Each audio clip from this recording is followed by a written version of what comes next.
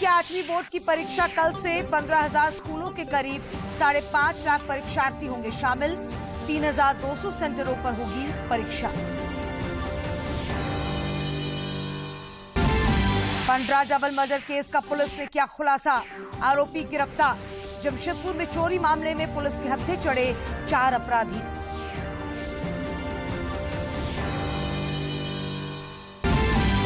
और आयरलैंड में खेले गए जूनियर महिला हॉकी प्रतियोगिता में भारतीय टीम बनी उपविजेता। झारखंड की ब्यूटी टुमटुम ने किए 4 गोल, मिला प्लेयर ऑफ द टूर्नामेंट का खिताब।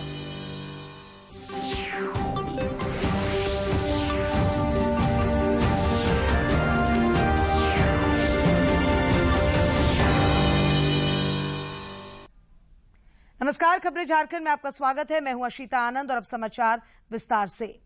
विकसित देशों के समूह G7 का शिखर सम्मेलन जर्मनी में शुरू हो गया है। सम्मेलन में की गई प्रारंभिक घोषणाओं में जलवायु परिवर्तन से निपटने के लिए विकासशील देशों को $6 खरब की ढांचागत सहायता शामिल है। प्रधानमंत्री नरेंद्र मोदी G7 शिखर सम्मेलन में भाग लेने के लिए जर्मनी के लॉस अल्माउ पहुंच गए हैं। वहां पहुंचने पर जर्मनी के चांसलर ओलाफ शॉल ने उनका स्वागत किया।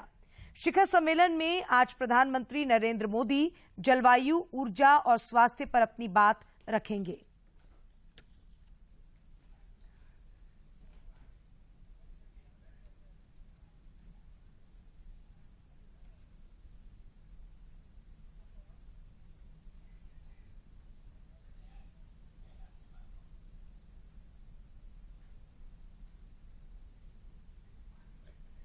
इस बीच प्रधानमंत्री नरेंद्र मोदी ने ट्वीट किया है कि आज वे G7 सम्मेलन में हिस्सा ले रहे हैं, जिसके दौरान कई अहम वैश्विक मुद्दों पर चर्चा हो रही है। प्रधानमंत्री ने अपने कल के कार्यक्रमों की कुछ झलकियों वाली वीडियो भी जारी की है।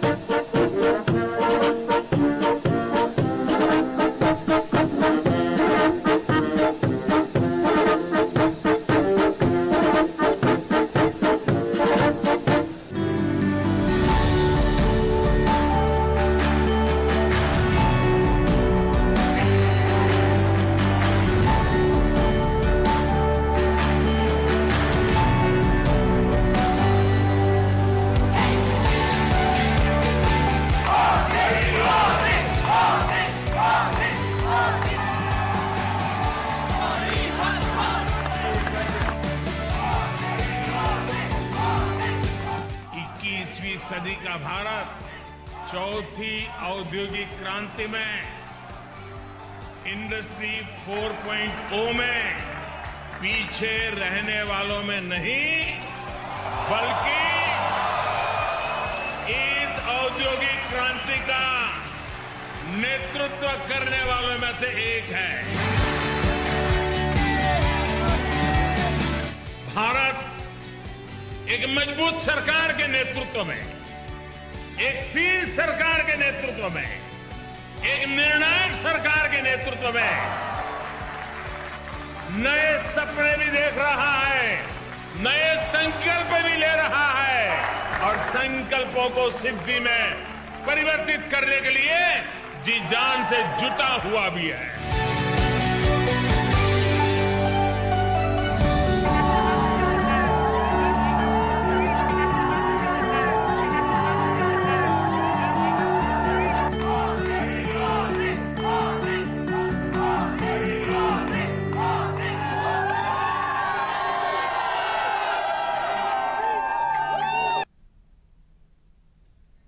झारखंड समेत देश भर में पिछले कुछ दिनों से कोरोना संक्रमण का दायरा फिर से बढ़ता जा रहा है।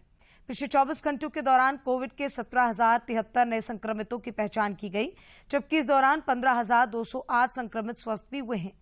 केंद्रीय स्वास्थ्य मंत्रालय के अनुसार देश में कोविड के 94,000 420 मामले सक्रिय हैं। इधर झारखंड में पिछले 24 घंटों के दौरान 27 नए संक्रमितों की पुष्टि हुई है, जबकि 15 कोरोना वीरों ने इस बीमारी को हराकर जिंदगी की जंग जीती है। राज्य में फिलहाल कोरोना के 232 सक्रिय मामले शेष हैं, जबकि रिकवरी रेट 98.72% है। कोरोना के खिलाफ जारी जंग में टीकाकरण अभियान में देश ने एक और नया कीर्तिमान स्थापित किया है।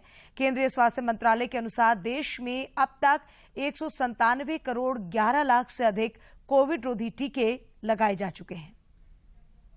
कोविड रोधी टीके लगाए गए।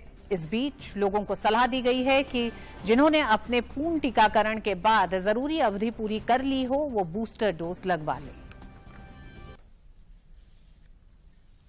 झारखंड एकेडमिक काउंसिल जैक की 8वीं बोर्ड की परीक्षा कल से शुरू हो रही है, जो 11 जुलाई तक चलेगी। जैक की ओर से परीक्षा की सभी तैयारियां पूरी कर ली गई हैं। इस परीक्षा में राज्य के 15,000 स्कूलों में करीब 5.5 लाख परीक्षार्थी शामिल होंगे। परीक्षा को लेकर राज्य भर में 3200 केंद्र बनाए गए हैं। परीक्षा 2 चरणों में होगी। प्रथम चरण की परीक्षा OMR शीट पर हुई थी। अब दूसरे चरण की परीक्षा उत्तर पुस्तिका पर ली जाएगी। दोनों चरणों के अंकों के आधार पर फाइनल रिजल्ट जारी किया जाएगा। झारखंड हाईकोर्ट में आज कांग्रेस के वरिष्ठ नेता राहुल गांधी के मोदी टाइटल वाले मामले की सुनवाई हुई। राहुल गांधी की ओर से समय की मांग दिए जाने का आग्रह करने पर अदालत ने इस मामले की अगली सुनवाई 15 जुलाई को करने का आदेश दिया है। राज्य के सभी जिला व्यवहार न्यायालयों के कार्य का समय आज से बदल गया है। अब व्यवहार न्यायालय में मुख्य न्यायिक दंडाधिकारी, विशेष न्यायालयों और अन्य विभागों के कार्य सुबह 10 बजे से शाम 5 बजे तक निपटाए जाएंगे। ग्रीष्मकालीन अवकाश के समय व्यवहार न्यायालय की समय सारणी में बदलाव किया गया था। नई समय सारणी तत्काल प्रभाव से लागू कर दी गई है। केंद्र सरकार की सेना में बहाली की नई अग्निपथ योजना के खिलाफ प्रदेश के कांग्रेस नेताओं ने आज राज्य में प्रदर्शन किया। इस दौरान कई मंत्री और विधायक इस योजना का विरोध करते हुए विभिन्न जिला मुख्यालयों में धरने पर बैठे। वक्ताओं ने कहा कि कांग्रेस पार्टी अहिंसा की पुजारी है, इसीलिए सत्याग्रह के जरिए शांतिपूर्ण तरीके से अपना विरोध जता रहे हैं। मोदी सरकार आए हैं आज। शिक्षा मंत्री और डुमरी विधायक जगन्नाथ महतो ने आज नवाडीह प्रखंड के कोदवाडीह में सड़क का शिलान्यास किया। इस मौके पर उन्होंने कहा कि अथक प्रयास से सड़क के निर्माण की स्वीकृति मिली है। उन्होंने कहा कि सड़क के निर्माण से प्रखंडवासियों को जिला मुख्यालय आना जाना आसान हो जाएगा और कई किलोमीटर की दूरी कम हो जाएगी। उन्होंने कहा कि इलाके में कई अन्य सड़कों का निर्माण किया जाएगा। श्री महतो ने कहा कि सरकार रिक्त शिक्षकों के पदों को भरने की दिशा में काम कर रही है।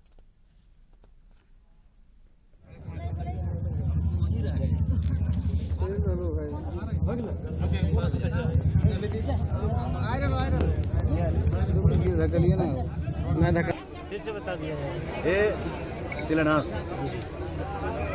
कोदवाडीह से भाया चंद्रपुरा होते हुए दुगदा 21 किलोमीटर का रोड,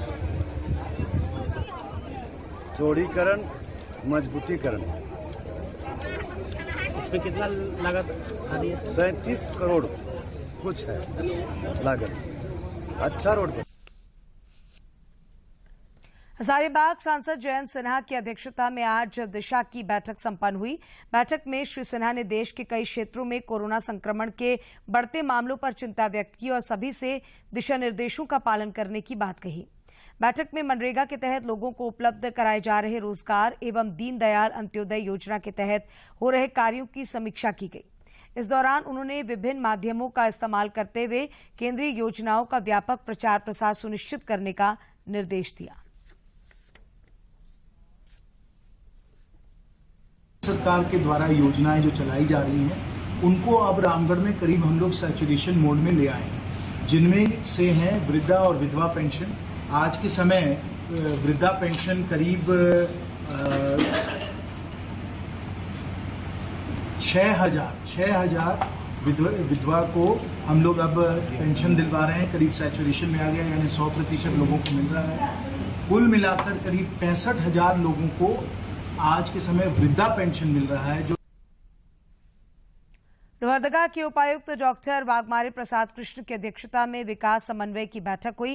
इस दौरान पेंशन योजनाओं के लिए जिले को प्राप्त लक्ष्य की समीक्षा की गई और सभी प्रखंड विकास पदाधिकारियों को निर्धारित तिथि तक लक्ष्य हासिल करने का निर्देश दिया गया। साथ ही साथ इस दौरान मनरेगा और जलछाजन की भी समीक्षा की गई। पश्चिमी सिंहभूम जिले में खाद्यान्न की कालाबाजारी को लेकर जिला प्रशासन ने सख्त रवैया अपनाया है। जिले के टोंटो पंचायत में पिछले कई माह से राशन नहीं मिलने की शिकायत के बाद जिला प्रशासन ने 2 जन वितरण प्रणाली के दुकानदारों का लाइसेंस निलंबित कर दिया है। चक्रधरपुर अनुमंडल क्षेत्र में भी खाद्यान्न कालाबाजारी का मामला प्रकाश में आने के बाद इसमें शामिल कुछ माफिया तत्वों के खिलाफ मामला दर्ज किया जा रहा है। Association for advocacy and legal initiatives trust आली की ओर से रांची में आज एक शोध का प्रकाशन किया गया, जिसका विषय था डिस्पर्टिंग एविरेडी साइलेसिस। और कार्यक्रम में मुख्य अतिथि के रूप में राज्यसभा सदस्य डॉक्टर महुआ माझी उपस्थित थी। वक्ताओं ने शोध के बारे में विस्तृत चर्चा करते हुए कानून की जानकारी दी। इस कार्यक्रम में गैर सरकारी संस्थाओं के कुल 85 सदस्यों ने भाग लिया।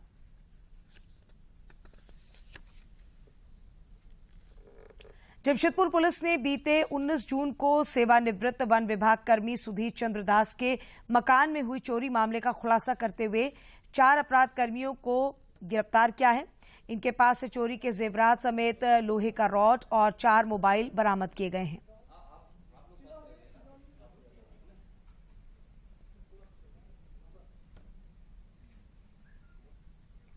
राजधानी रांची स्थित पंडरा के जनकनगर में 18 जून को हुए दोहरे हत्याकांड का आरोपी अर्पित शनिवार की देर रात पकड़ा गया। रांची पुलिस ने अर्पित को पटना के फतुहा स्थित उसके नानी के घर से गिरफ्तार किया। आरोपी को पंडरा पुलिस रविवार की दोपहर रांची लेकर आ गई। पूछताछ में अर्पित ने श्वेता सिंह और प्रवीण सिंह की हत्या कबूल कर ली है। अर्पित ने पुलिस को बताया है कि उसने अकेले ही दोनों को मारा था। हत्या के बाद पुलिस से बचने के लिए वो अपने दोस्त के साथ ट्रेन से छत्तीसगढ़ के बिलासपुर भाग गया था।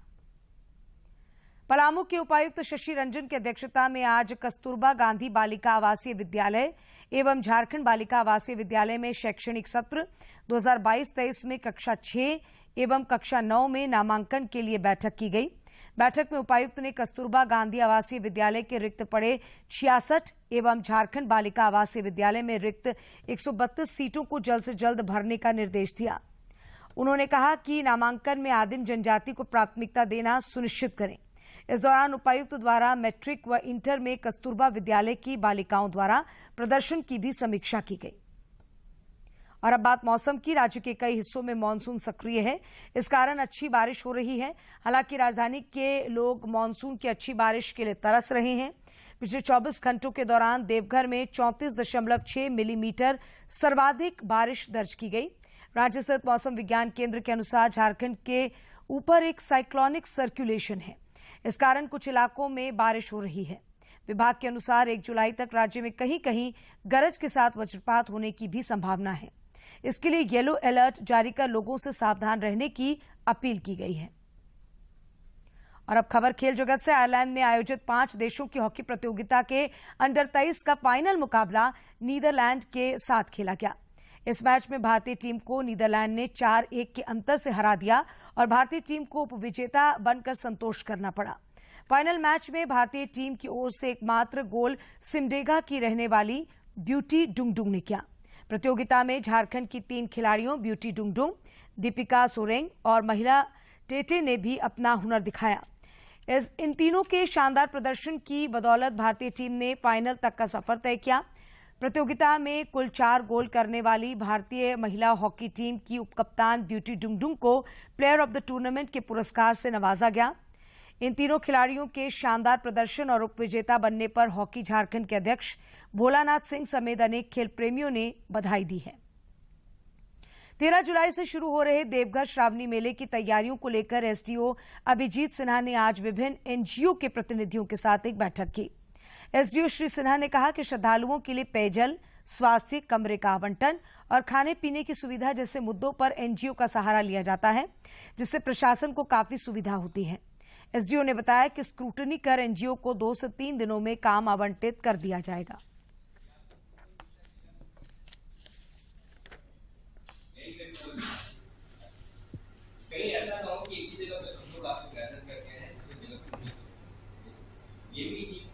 आज जो मेन एनजीओ जो देवघर हमारे जिला में जुड़े हैं और श्रावण में जो भक्तों के साथ सेवा भावना से जुड़े रहते हैं उनके साथ बैठक की गई। मेन उद्देश्य यह था, पहला कि कोऑर्डिनेशन बनाना, दूसरा कि हमारे जो रिसोर्सेज जो एनजीओ के माध्यम से हमें प्रोवाइड हो सकते हैं उसको एक लिस्ट करना, जैसे एम्बुलेंस हो गए, जैसे हेल्थ के अपैरेटस हो गया, या जो सेवा भावना से खाना पिलाने का काम करते हैं या रूम उपलब्ध कराते हैं, ये एक जानकारी एकत्रित करना, कहाँ किसको अलॉट करना, इसके बारे में एक बेसिक डिटेल वर्कआउट करना, और जो कोऑर्डिनेशन से रिलेटेड और भी जो छोटे छोटे इश्यूज हैं उसको लेकर आज ये बैठक की। और यही उम्मीद एनजीओ ने हमें भी दिया है कि हमारे पूरे सहयोग के साथ बढ़िया से सेवा भावना से जितनी भी कांवरियां हैं उनके लिए सेवा की जाएगी। दक्षिण पूर्व रेलवे के chief public relation officer K S. Anand ने आज रांची में एक प्रेस वार्ता की। उन्होंने कहा कि यात्रियों की सुरक्षा और सुविधा उनकी प्राथमिकता है। उन्होंने कहा कि मीडिया ही ऐसा माध्यम है जिससे सारी जानकारियां प्राप्त होती हैं। उन्होंने कहा कि वे आगे भी लगातार दौरे पर आते रहेंगे और कामकाज की समीक्षा करेंगे।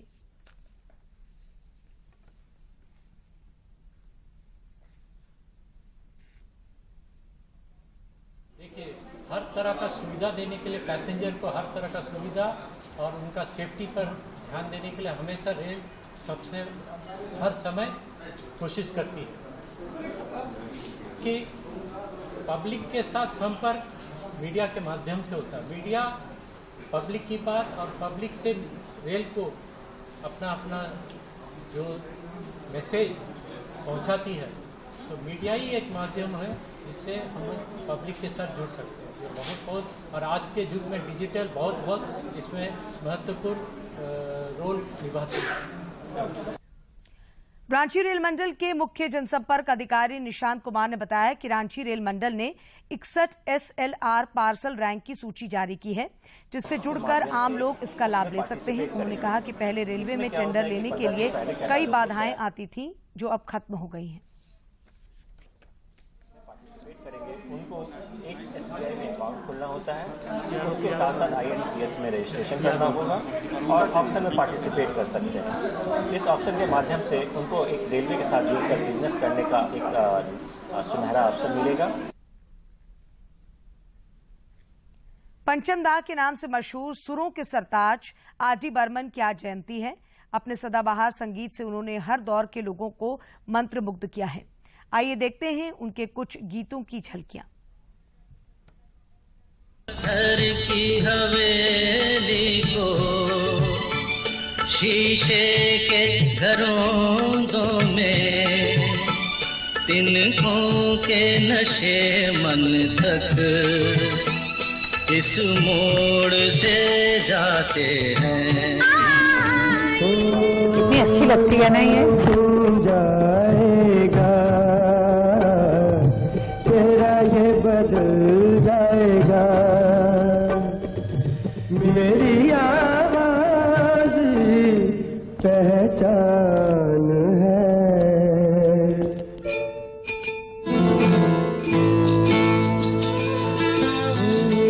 सजाऊंगा लुट कर भी तेरे बदन की डाली को, लहू जिगर का दूंगा हंसी लबों की लाली को। हाय मेरा दिल, हाय दिल लेकर मुझको ना बहलाना, चुरा लिया है तुमने जो दिल को, नजर नहीं चुराना सनम। और अब कुछ खबरें राज्य के विभिन्न जिलों से।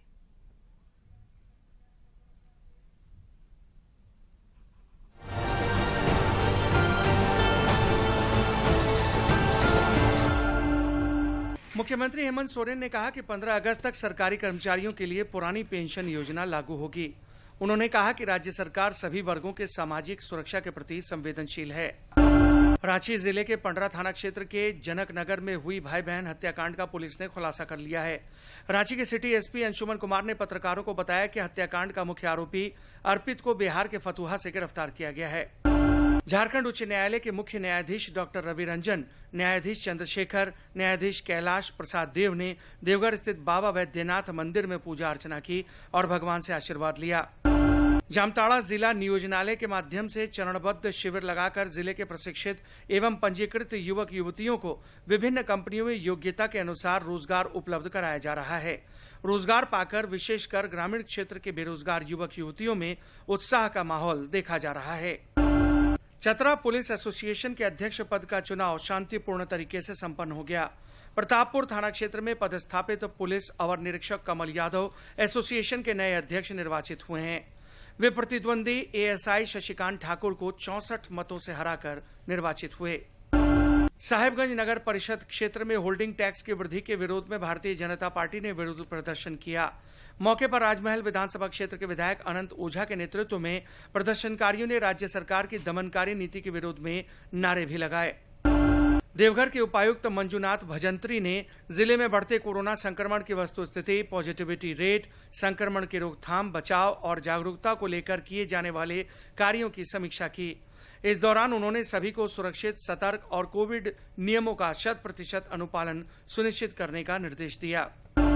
रांची के होटवार स्थित वीर बुद्धू भगत स्विमिंग स्टेडियम में आयोजित 12वीं झारखंड राज्य तैराकी प्रतियोगिता में रांची ने ओवरऑल चैंपियनशिप का खिताब जीत लिया है। वहीं दूसरी ओर टाटा स्टील की टीम दूसरे स्थान पर रही।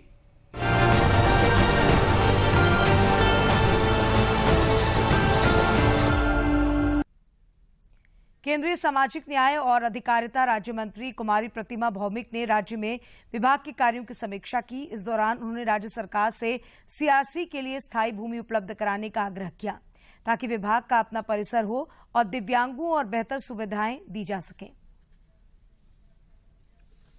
सामाजिक न्याय और अधिकारिता राज्य मंत्री कुमारी प्रतिभा भौमिक ने रांची के नामकोम स्थित दिव्यांग कौशल केंद्र का जायजा लिया। इस दौरान उन्होंने विभागीय अधिकारियों के साथ दिव्यांगों के पुनर्वास और सशक्तिकरण के लिए चलाए जा रहे कार्यक्रमों की जानकारी ली। मेरे डिपार्टमेंट का जो सीआरसी है, जो दिव्यांग लोगों को सेवा के लिए है, उसको देखने का अवसर मिला है। उसको क्या क्या सुविधा है और भी क्या कर सकते हैं, उसके लिए हम लोगों ने देखा है। इस दौरान सीआरसी रांची के निदेशक जितेंद्र यादव ने संस्थान द्वारा दिव्यांगों के लिए किए जा रहे प्रयासों की सराहना दी। उन्होंने कहा कि विभाग दिव्यांगों के लिए सहायक यंत्र वितरण करने के साथ ही उनके पुनर्वास के प्रति भी प्रशिक्षित करते हुए जागरूक कर रहा है। दिव्यांगजनों के पुनर्वास के लिए ऐसे में हमारा सामाजिक कार्य विभाग वो भी कार्यरत है और सामाजिक कार्य विभाग के माध्यम से हम लोग हजारों लोगों तक पहुंच करके दिव्यांगता पुनर्वास के लिए प्रशिक्षित कर रहे हैं, उनको जागरूक कर रहे हैं। इस केंद्र में बड़ी संख्या में दिव्यांग बच्चे रहते हैं। इन बच्चों ने यहाँ मिल रही सुविधाओं पर संतोष व्यक्त किया। मैं आगे भी पढ़ाई करना चाहती हूँ। यहाँ के बहुत अच्छा लगता है, बहुत मदद हुआ। केंद्रीय राज्य मंत्री ने अपने झारखंड दौरे के क्रम में कई अन्य जगहों पर भी विभाग के कार्यों का जायजा लिया। रांची से सरिता की रिपोर्ट। और आइए अब देखते हैं स्वतंत्रता संग्राम में कितना खास है आज का दिन।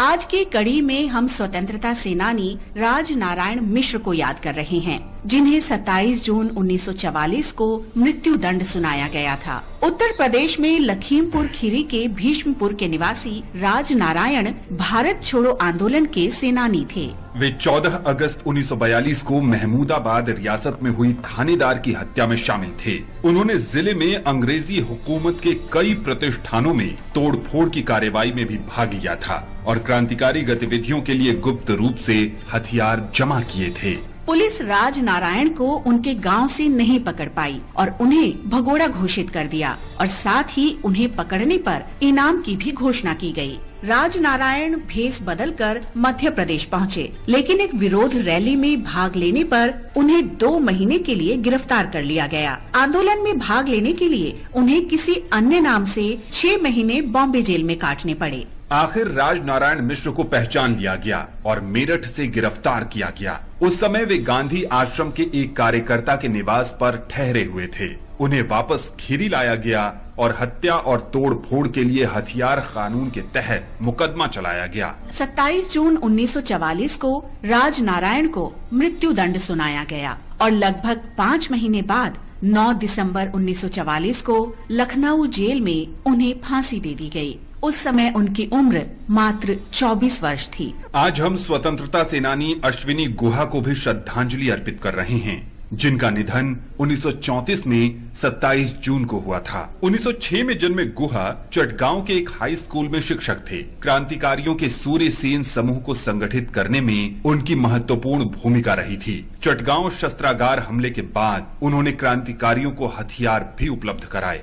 गुहा को 25 अप्रैल 1931 को गिरफ्तार कर लिया गया और presidency jail, Hijli camp jail और मिदनापुर सेंट्रल जेल में रखा गया। उन्हें मानसिक रूप से अस्वस्थ घोषित कर 20 फरवरी 1934 को बिना शर्त रिहा कर दिया गया। 27 जून 1934 को अश्विनी गुहा की मृत्यु हो गई। आज हम राष्ट्रवादी मूल सिंह का भी स्मरण कर रहे हैं, जिनका निधन 27 जून 1925 को हुआ था। मूल सिंह लायलपुर जिले के जरानवाला के रहने वाले थे, जो अब पाकिस्तान में है। 1922 में अमृतसर में गुरु का बाग मोर्चा में लोगों पर अत्याचार की खबर सुनकर उन्होंने अंग्रेजों की नौकरी से इस्तीफा दे दिया। मूल सिंह ने 1924 में अंग्रेजों के खिलाफ लाहौर के भाई फीरू गुरुद्वारा संगत साहिब तक निकाले गए जत्थे में भाग लिया।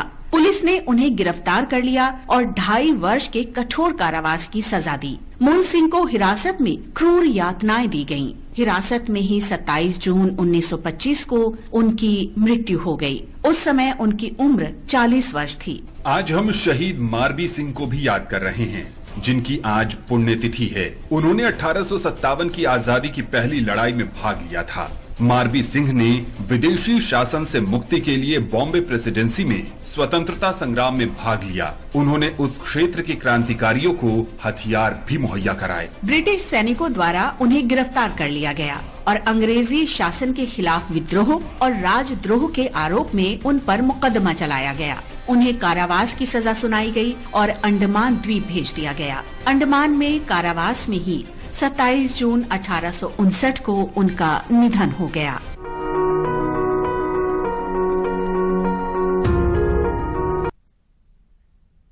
और अंत में मुख्य समाचार एक बार फिर।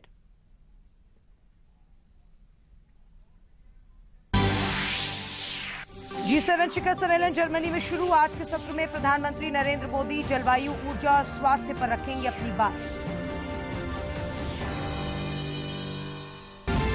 जैक की 8वीं बोर्ड की परीक्षा कल से 15,000 स्कूलों के करीब 5.5 लाख परीक्षार्थी होंगे शामिल। 3,200 सेंटरों पर होगी परीक्षा। पंड्रा डबल मर्डर केस का पुलिस ने किया खुलासा। आरोपी गिरफ्तार। जमशेदपुर में चोरी मामले में पुलिस के हत्थे चढ़े 4 अपराधी।